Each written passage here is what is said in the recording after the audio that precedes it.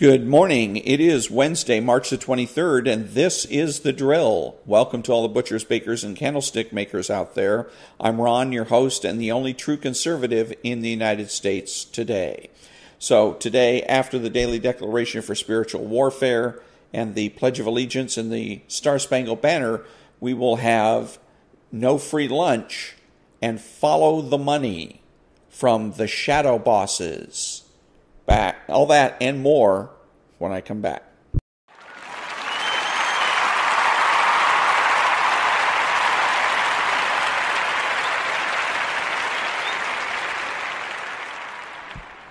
Thank you. And now the Daily Declaration for Spiritual Warfare for March the 23rd.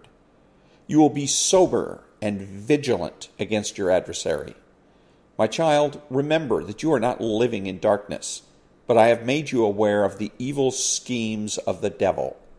Stay awake and watchful, for you should not be surprised by anything the enemy may try to do. Because you belong to the day, put on faith and love as a breastplate, and wear the helmet of salvation when you attempt to make war against Satan. With your mind alert and sober, set your hope on the grace that will be revealed to you when my Son returns to bring you home to heaven.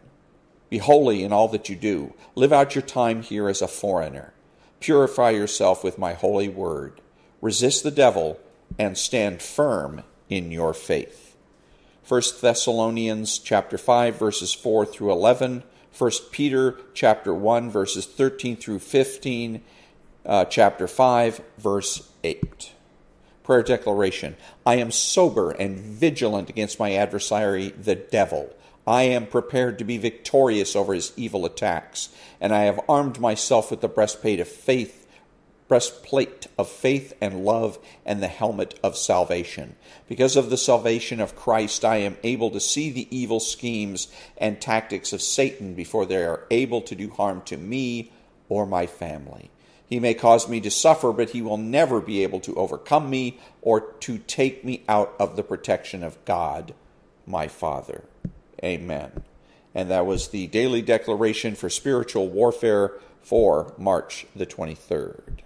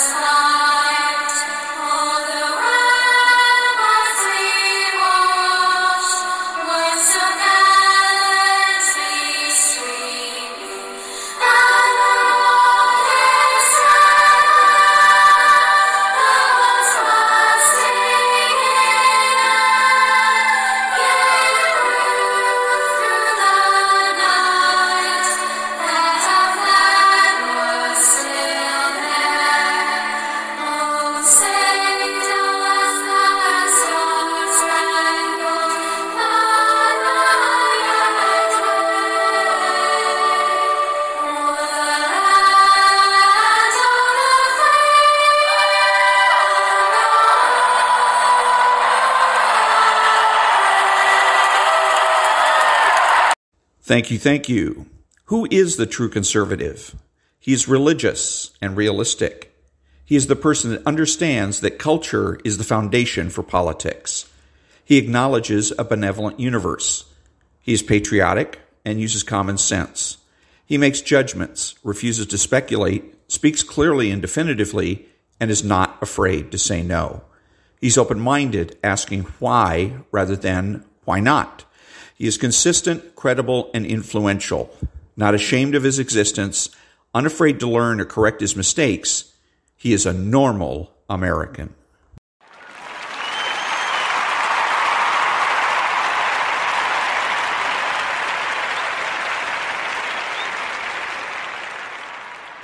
Thank you, thank you. What are the tactics in support of the strategy to rid America of socialist influence? The long-term tactics are to be a true conservative, talk like a conservative, act like a conservative, dress like a conservative, and think like a conservative. The short-term tactics are rhetorical. True conservatives need to win all of the arguments. That means don't prove a negative. Don't take their word for it. Don't be neutral, and ask plenty of questions.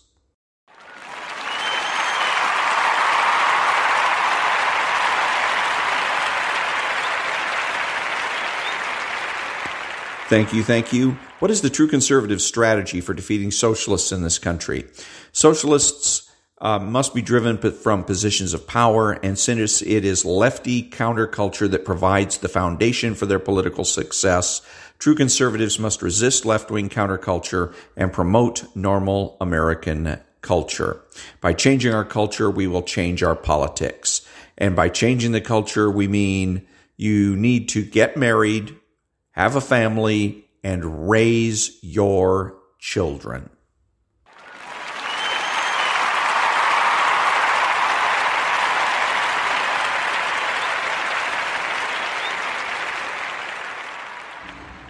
Thank you, thank you. What are the true conservative political priorities? Number 1, the abolition of abortion throughout the land. Number 2, make nuclear, chemical, and biological weapons obsolete. Number 3, the immediate decertification of all public employee unions. Number 4, the immediate assignment of criminal and civil liabilities to all government regulators. Number 5, the immediate repeal of the so-called Patriot Act. Number 6, the immediate repeal of all emergency dictator laws. Number 7, the reinstatement of writs of outlawry.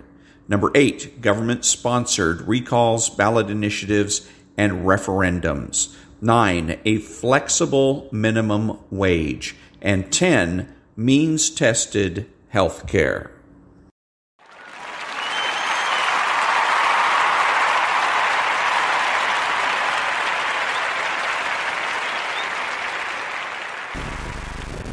Thank you, thank you. And now there's no free lunch.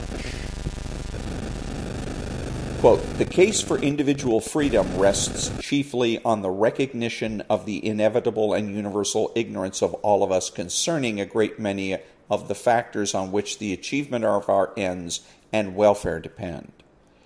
It is because every individual knows so little, and, in particular, because we rarely know which of us knows best, that we trust the independent and competitive efforts of many to induce the emergence of what we shall want when we see it.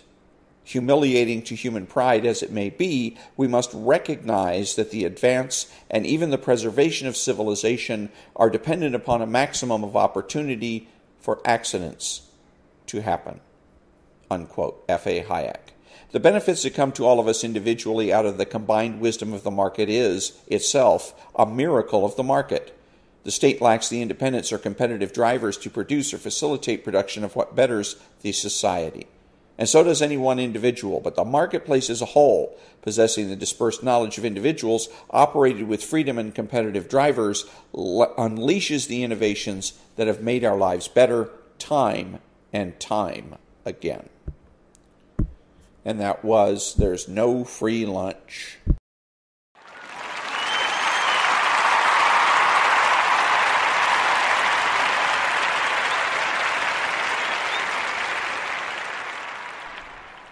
Thank you, thank you. And now from the book Shadowbosses, Chapter 3, Follow the Money. In the movie All the President's Men, Bob Woodward, Robert Redford, meets informant Deep Throat to get the story about the Watergate break-in. Quote, all we've got are pieces, unquote, he tells Deep Throat. Quote, we can't seem to figure out what the puzzle is supposed to look like, unquote. Deep Throat tells him, quote, follow the money, unquote. And of course, the money leads right to the top. The same holds true for unions and the Democrat Party. Watch as billions of dollars in union dues and fees forcibly collected from America's workers flow into union coffers. Then, see the unions as they carefully separate that money into a series of buckets, reporting each amount on disclosure forms required by the government. Finally, watch with amazement as union officials pour almost all of those different buckets, which they carefully filled and reported, right into the pockets of their favorite politicians and leftist groups, rewarding their friends and punishing their enemies. But of course, that is just where the story begins. The next step is when the unions pull the strings attached to the money. They ensure that the union-friendly legislators pass laws that benefit the unions. These laws are then signed by executive branch officials who were also elected with union money.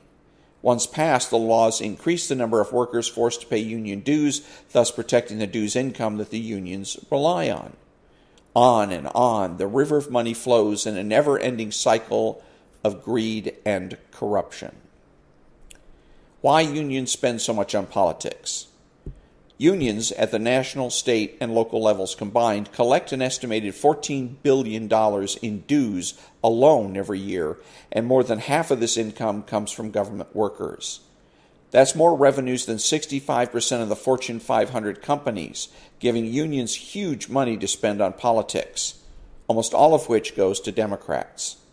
Many Americans think that labor unions spend money on liberal causes and Democrat candidates because union officials are themselves socialists and leftists. There's some truth to that. There are plenty of old socialists in the union leadership who love to support the liberal agenda. But the real reason that they spend so much money on Democrats isn't ideological. It's good business. Buying politicians allows unions to keep their dues-paced business surviving and thriving. Influencing our political system is a big part of the union's business model. Buying the cooperation of our government is far more critical for unions than for almost any other special interest group. Oil companies, Wall Street banks, or any of the other businesses that many people love to hate, none of them rely on government favors and grants of power as much as government employee unions do to keep growing and thriving.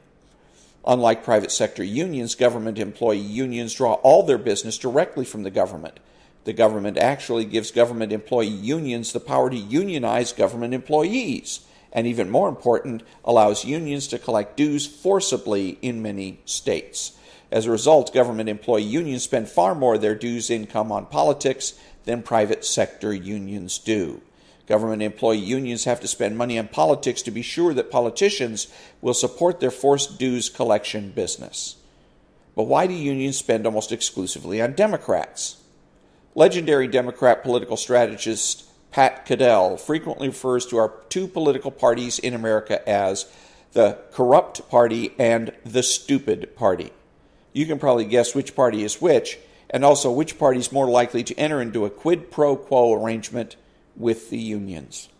And of course, the labor union movement's agenda of unfree labor markets, regulation of businesses, wealth redistribution, and bigger government fits well into the Democrat Party agenda of promoting a greater role for government in all aspects of our life. Big government makes it easier to grab big dollars for your big union. And so the government employee unions dump cash on the Democrat Party. According to the National Institute for Labor Relations Research, labor unions spend well over $1.2 billion during the 2010 election cycle, almost all going for the Democrats. All the biggest government employee unions spend huge dollars on politics, especially the American Federation of State, County, and Municipal Employees, Service Employees International Union, the AFL-CIO Labor Federation, and the two teachers' unions, the National Education Association and the American Federation of Teachers. AFSCME was crowned as the biggest political spender in the 2010 election cycle, investing over $91 million in political campaigns. We're spending big, and we're damn happy it's big, and our members are damn happy it's big. It's their money, said AFSCME President Gerald McEntee. Not that their members have much choice in the matter. Voters are concerned that unions are using cash to influence our political process. A recent poll shows 68% of registered voters are concerned that government employee unions have too much influence over the politicians that pass laws and negotiate with them. But even union members are largely powerless to stop the flow of cash from their unions to politicians and back to the unions again in political favors. Back in a minute.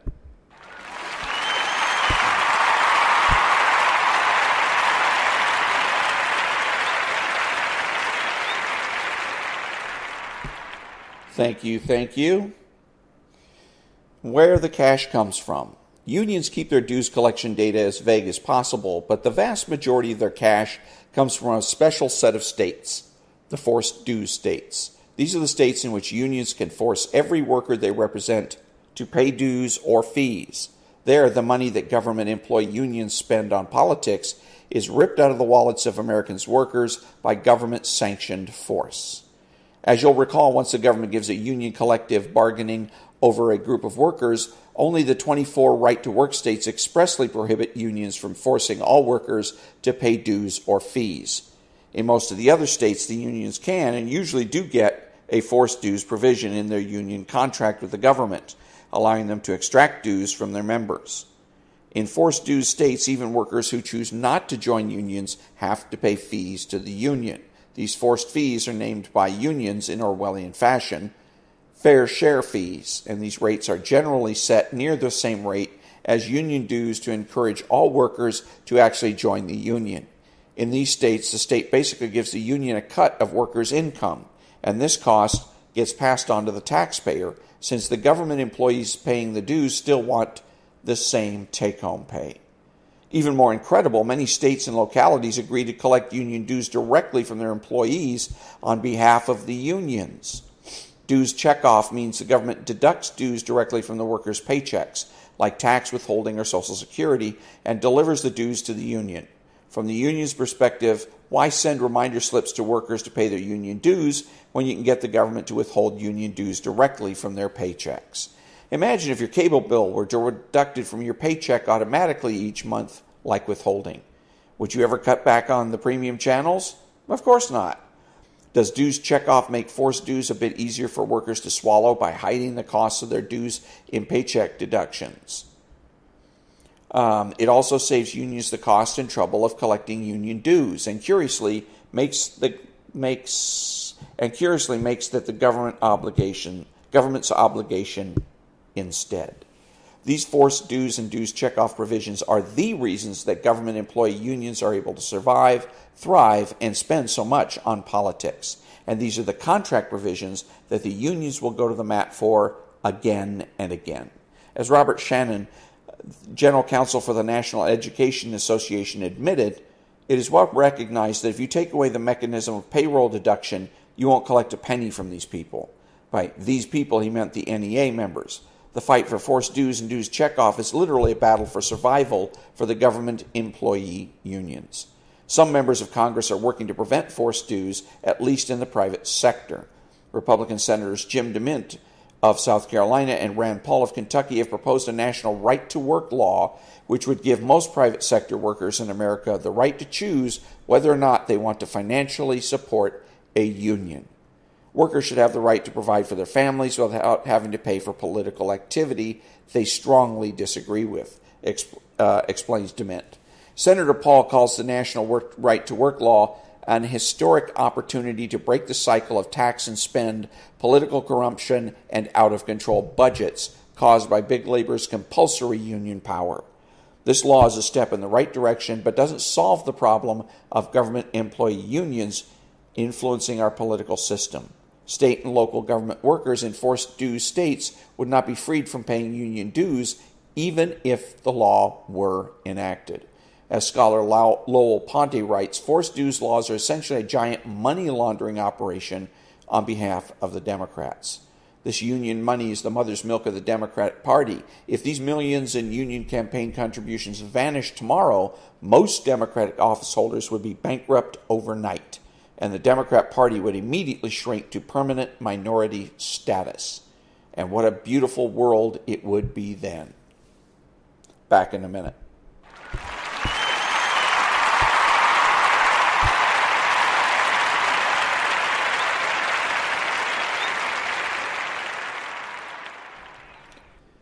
Thank you, thank you. Where the cash goes. So what do the government union bosses do with all this forced dues income? Well, obviously, you might say, they spend it on collective bargaining expenses and the cost of representing all those workers. After all, what are unions for? You'd be partially correct. When the union bosses are divvying up the dues money into different spending buckets, there is a bucket for representational expenses. But that is certainly not where most of the dues income is going, as we will see in this chapter. The unions have made sure that their activities and spending are fairly difficult to examine. Union financial reporting is largely limited to some basic financial information disclosed to the U.S. Department of Labor, making it difficult to pin down union spending and financial activities. Unlike public companies, unions don't issue audited financial statements or annual reports that would give more detailed information about their finances, subsidiaries, and spending. Because of their special status under federal laws, labor organizations, unions are able to maintain a lack of financial transparency that is unusual in our world today. This lack of transparency, incomplete financial reporting requirements, reductions in union disclosures by the Obama administration, and some creative accounting and union financial disclosures make it very difficult for outsiders to dissect and analyze union finances. President George W. Bush's Secretary of Labor, Elaine Chao, explains that before she overhauled union disclosure, one union could get away with reporting a $62 million expenditure as nothing more than contributions, gifts, and grants to local affiliates, with no further explanation. But the Obama administration wants to return to this non-transparent standard of financial disclosure. Transparency does not seem to be a priority for the Obama administration when it comes to union finances. Other complexities complicate union finances. For example, unions are structured as an interrelated group of national, state, and local unions that are treated as separate organizations for legal and tax purposes. Some local unions are not required to disclose their finances publicly.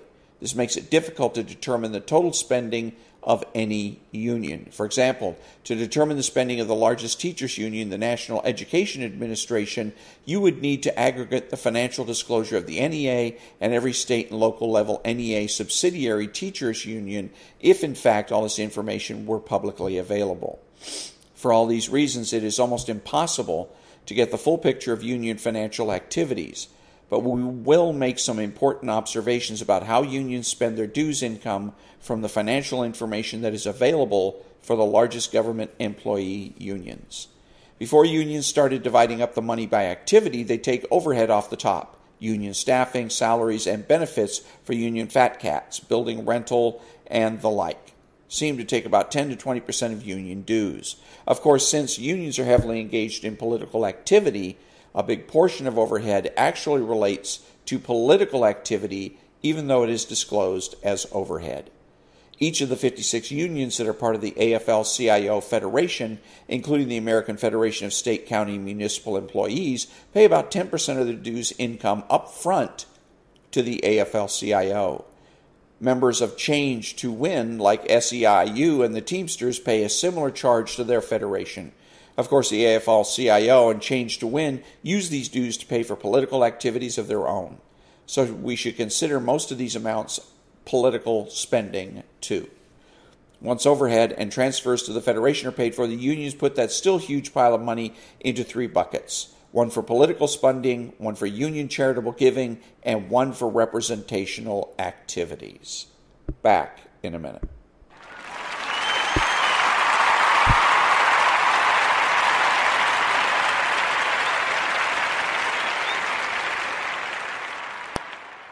Thank you. Bucket number one, the political bucket.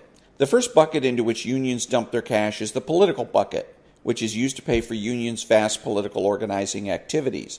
The actual amount of union political spending cannot be accurately parsed from the limited union financial disclosure, as we mentioned before. But political spending is huge. Reported political spending is about 20 to 30% for government employee unions, but this certainly understates the true amount of union political spending.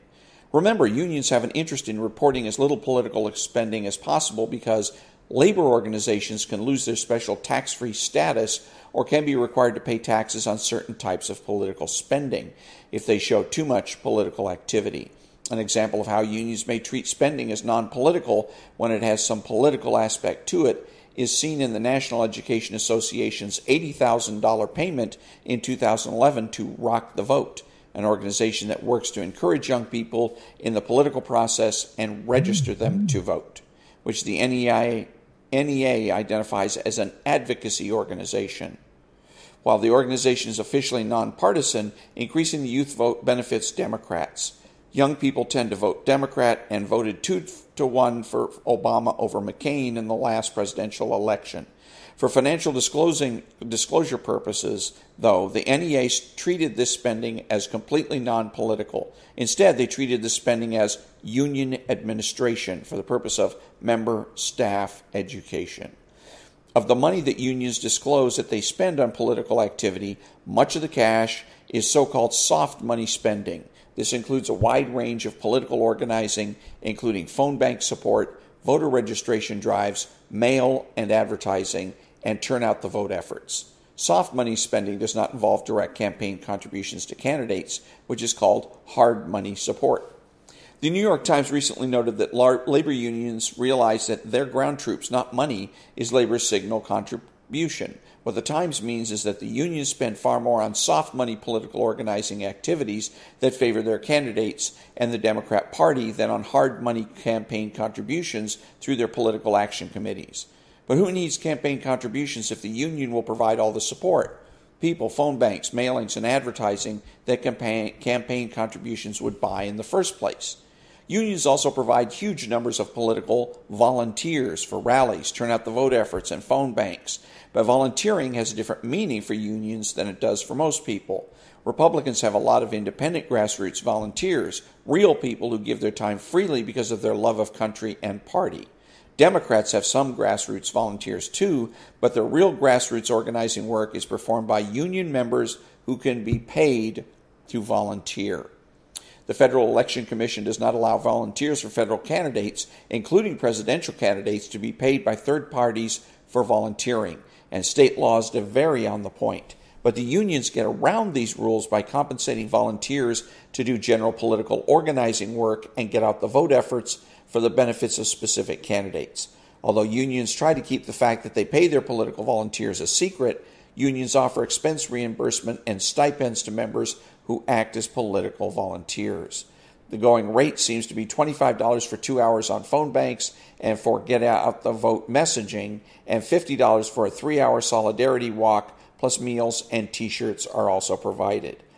Tea Party volunteers certainly don't get those benefits, but then again, they don't have a union representing them yet. Another form of union political spending is independent expenditures or outside spending, which can be made by unions directly or through political organizations known as super PACs. Unions make independent expenditures directly or through a super PAC on advertising, mailings, or other media in favor or against specific candidates, but which are not coordinated with any candidate's political campaign. After the Supreme Court ruled in Citizens United versus Federal Election Commission in 2010, which allowed unions and corporations to make unlimited expenditures on political advertising and other political activities, unions ratcheted up their game.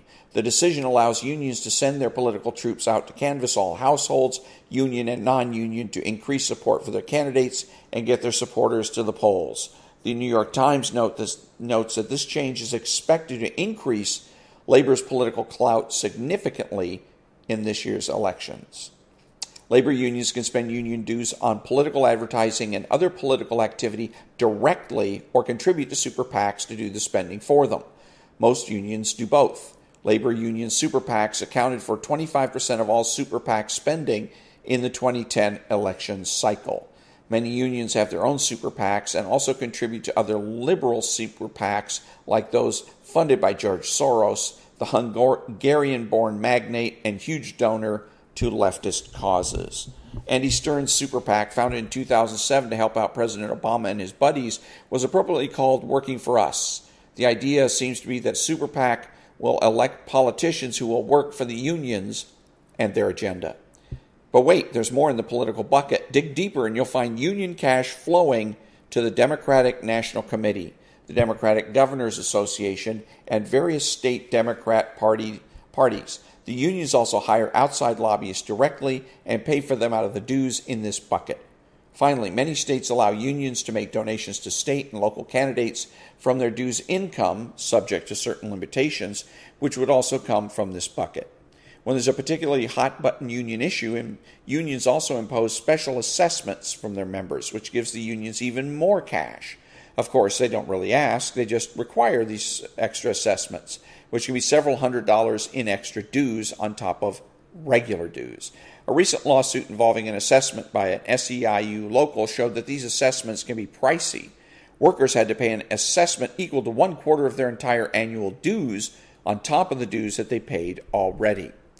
Union members are mostly kept in the dark about union political spending, while unions are required by law to make reports to union members on how their dues are being used. Many unions simply don't comply, and even if union members did know, they couldn't do much about it. Rank-and-file union members don't get a say in whether a special assessment is levied on them or generally whether their dues are raised. And most union members have very limited rights to prevent their union from spending their dues on politics.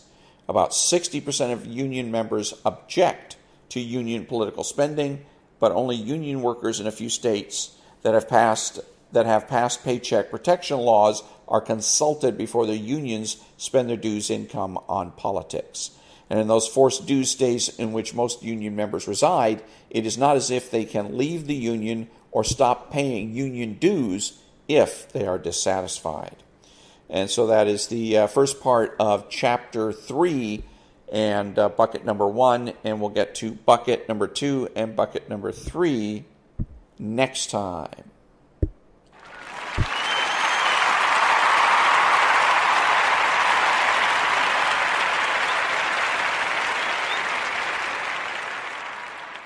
Thank you. Who is the socialist? He is the man that is spiritual. He's the man that seeks consensus. He's subjective, petty, and small, taking everything in life personally. He's outrageous, boring, and rude. He pretends to be a leader and a change agent. He pretends that he's your friend. He is sly, cunning, and deceptive. He dresses, acts, and speaks like a slob. He is informal and terminally unique. He is childish and pretends that he knows nothing. He has no conscience and pretends that might makes right and that the ends justify the means. He is impulsive and rationalizes his behavior. He is deterministic, blaming others for his mistakes. He is skeptical, demanding that others solve his problems. His unreasonableness and irresponsibility make him a bad role model, bad father, brother, family member, friend, and a bad person, period. So if you think that you can be friends with a socialist, think again.